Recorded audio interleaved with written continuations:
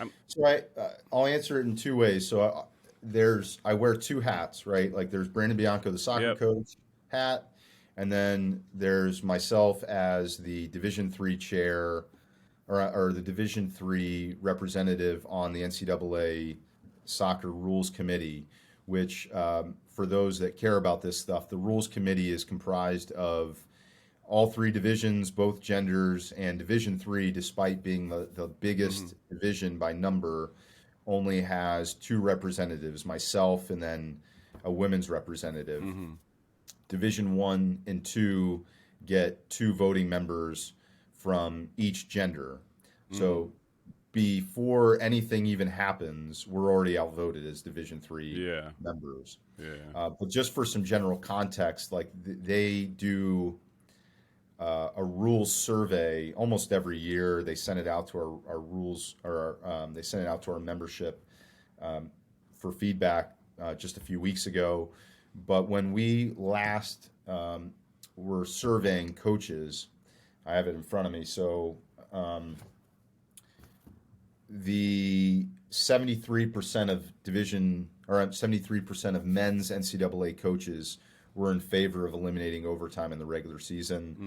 Hmm. 69% of the women's coaches were in favor. Conference commissioners were over 74%. 95% of officials were in Hmm. favor of eliminating overtime. And I think Hmm. some of the discussions that were happening well before I joined the committee were around, compressed seasons, Yeah. Yeah. player Yeah. load, safety, et Yeah. cetera, Yeah. et cetera. Yeah. Yeah. And so I share that to say, as the voting member and the other voting members on these committees, if the membership of the NCAA, which is all of our schools, is saying at a pretty overwhelming margin, we need to get rid of this.